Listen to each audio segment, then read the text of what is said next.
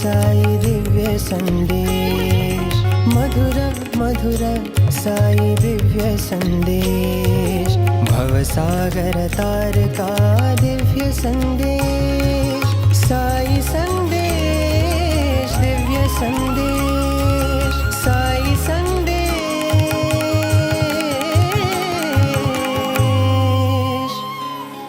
दिव्य संदेश।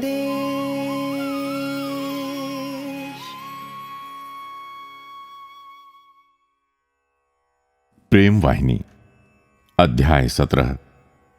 सर्वांतर्यामी तो एक ही है।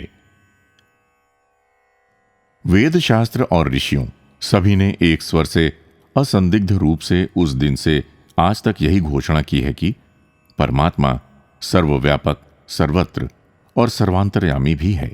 इसलिए पूज्य पुजारी और पुजापा अर्थात प्रकृति के पारस्परिक संबंध अनंत विवेचन और विवाद के विषय रहे हैं। प्रत्येक आस्तिक ने भागवत को सुना होगा। इसमें महान भक्त प्रहलाद ने अपने अनुभव के आधार पर अपने पिता से कहा है कि परमात्मा सर्वांतर्यामी को कहीं दूर खींचने की आवश्यकता नहीं है, वो तो साधक के निकटतम ही है। अस्ति नास्ति का संशय छोड़ो दानवराज, सुनो मम वाणी, जहां जहां तुम खोजो देखो वहीं वहीं वो अंतर्यामी। लोग चर्चा करते हैं कि भगवान में ये विशेषता है, उनका अमुक गुण है, उनका ऐसा स्वरूप है इत्यादि। ऐसे कथनों की सीमा वहीं तक है जहां तक कल्पना और अनुमान की पहुंच सत्य की समीपता को छूने में समर्थ होती है। ये कथन निरपेक्ष सत्य अथवा मौलिक सत्य नहीं है। जहां तक सांसारिक और व्यवहारिक ज्ञान का संबंध है, ये कल्पनाएं वैध हैं। निरपेक्ष रूप से उन्हें वैध नहीं माना जा सकता, क्योंकि पूर्ण को तो देखा ही नहीं जा सकता। अतः उनके संबंध में कुछ आधिकारिक रूप से कहा भी नहीं जा सकता। इतने पर भी भक्त और साधक अपनी अपनी आंतरिक स्थिति और अनुभूति के अनुसार भगवान के किसी न किसी नाम रूप को अपनी भक्ति का आधार बनाकर चर्चा करते हुए, यशोगान करते हुए देखे जाते हैं।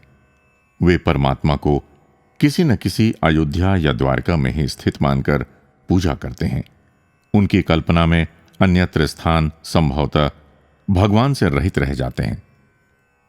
जहां कोई मूर्ति या भगवान का चित्र हो, वहां तो भगवान होते हैं और कहीं नहीं होते। वे उसी मूर्ति को पूर्ण मानकर पूजते हैं। निसंदेह ऐसा करना कोई गलती भी नहीं होती है। भक्तों को यह नहीं घोषित करना चाहिए कि केवल उनकी ही मान्यता सत्य है और जो जो नाम रूप उन्होंने भगवान के मान रखे हैं, केवल वे ही दिव्य नाम रूप हैं, अन्य नाम रूप घटिया या प्रभावहीन हैं। यह तुम्हें अनुभव करना चाहिए कि भगवान के जो नाम रूप अन्य लोगों को प्रिय और पवित्र लगते हैं और जिन्हें वे आदर्श रूप में मानते हैं, वे भी उतने ही पवित्र और महान हैं, जैसे कि तुम्हारे आदरणीय और प्रिय नाम रूप। जब एक रूप या आकृति इस प्रकार से अनुभावित की जाती है, वो वास्तव में विश्वात्मा का प्रतीक बन जाती है। परंतु विश्वात्मा का एक प्रतीक स्वयं विश्वात्मा किस प्रकार बन सकता है, ये सावधानी रखते हुए, मूर्खतापूर्ण घृणा को दूर रखते हुए व्यक्ति को ऐसा विशाल दृष्टिकोण अपनाना चाहिए कि आदर्श के सभी रूप समान रूप से वैध और सत्य हैं।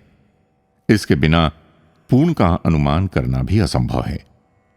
आदर्श के ये सभी स्थूल रूप उस सूक्ष्म दिव्य तत्व से पूर्णतया संयुक्त हैं। उस विशाल महासागर का स्वाद तो पूर्ण रूप से केवल एक बूंद के स्वाद द्वारा जाना जा सकता है, परंतु इसका अर्थ महासागर में बूंद के पृथक अस्तित्व के रूप में होना नहीं है।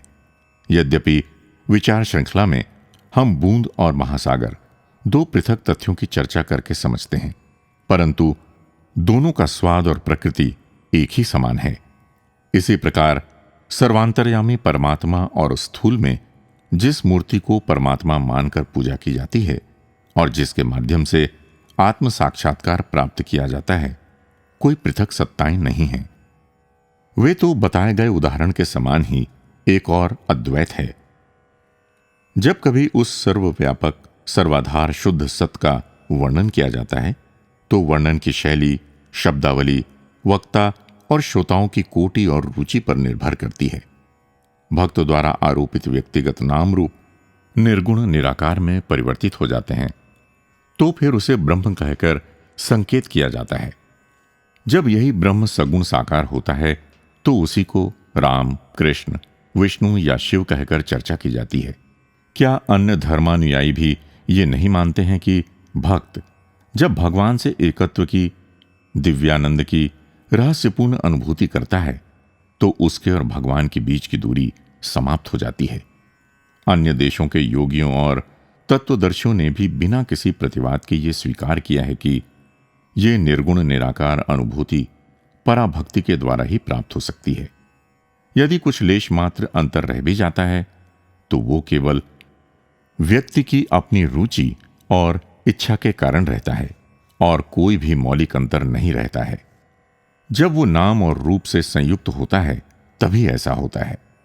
तब उसी को भिन्न भिन्न नाम, प्रकृति, परमात्मा अथवा भक्त दिए जाते हैं। जब नाम रूप का अभाव होता है तो फिर कोई संदेह और विवाद भी शेष नहीं रहता है। तब हर प्रकार का वर्णन सही उतर जाता है।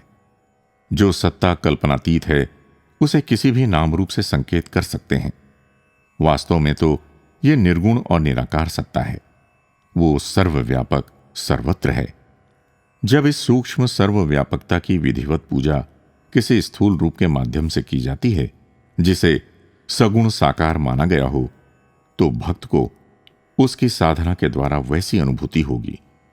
उस साधना के ज्ञान की, सत्य की रक्षा करने के लिए उस निर्गुण निराकार भगवान को इस संसार में अवतरित होकर भक्त को वरदान देकर आनंदित करना होता है।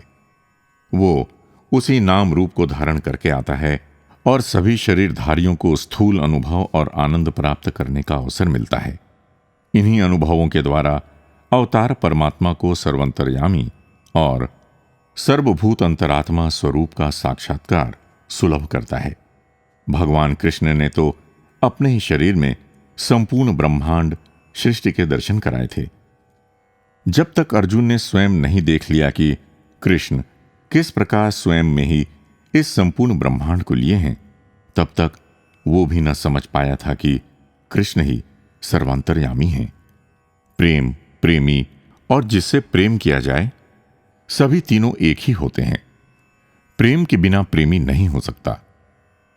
यदि प्रेम और प्रेमी दोनों ही हों, तो जिससे प्रेम किया जाए उसके बिना प्रेम की कोई क्रिया ही नहीं होती है। तीनों में प्रेम ही प्रधान है। वो जो एक रस ही होकर संयुक्त है, वही तो सब कुछ है, वही तो परमात्मा है। इसलिए इन तीनों में कोई तात्विक अंतर नहीं है। तीनों में प्रेम को ही सर्वांतर्यामी रूप में पहचाना जा सकता है। इसलिए क्या इससे परमात्मा स्वरूप में साक्षात्कार नहीं किया जा सकता? निश्चय ही, निसंदेह ऐसा साक्षात्कार किया जा सकता है। प्रत्येक वस्तु प्रेम से परिपूर्ण है। इसलिए हम निसंकोच कह सकते हैं कि परमात्मा प्रेम स्वरूप है। संपूर्ण सृष्टि में सभी जीवों में प्रेम विभिन्न प्रकार से व्यक्त होता है। प्रेम की प्रकृति नहीं बदलती है, यद्यपि इसे विभिन्न नामों जैसे वात्सल्य, अनुराग, भक्ति, इष्ट आदि से जिस दिशा में प्रवर्तित होता है जाना जाता है।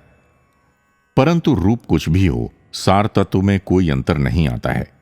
इस ज्ञान और अनुभव के आधार पर यह परिणाम स्पष्ट हो जाता है कि परमात्मा सर्वभूत अंतरात्मा है, जो सभी उत्पन्न प्राणियों की आत्मा है।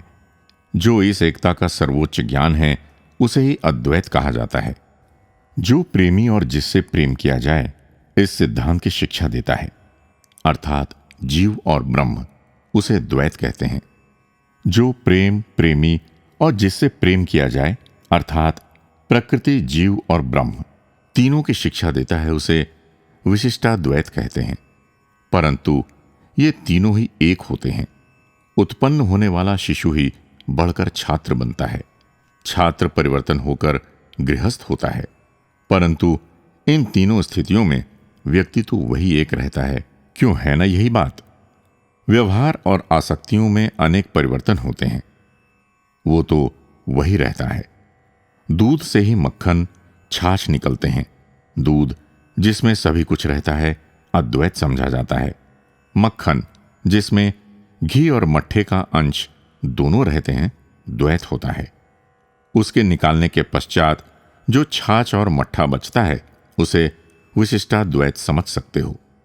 परंतु यद्यपि उनका स्वाद भिन्न भिन्न होता है, रंग तीनों का ही सदा वही रहता है। ये जो तीनों में एक ही रहता है, यही निर्गुण ब्रह्म है।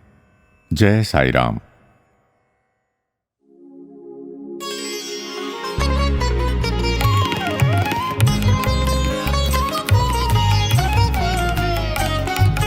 मधुर मधुर साई दिव्य संदेश, मधुर मधुर साई दिव्य संदेश, भवसागर तार का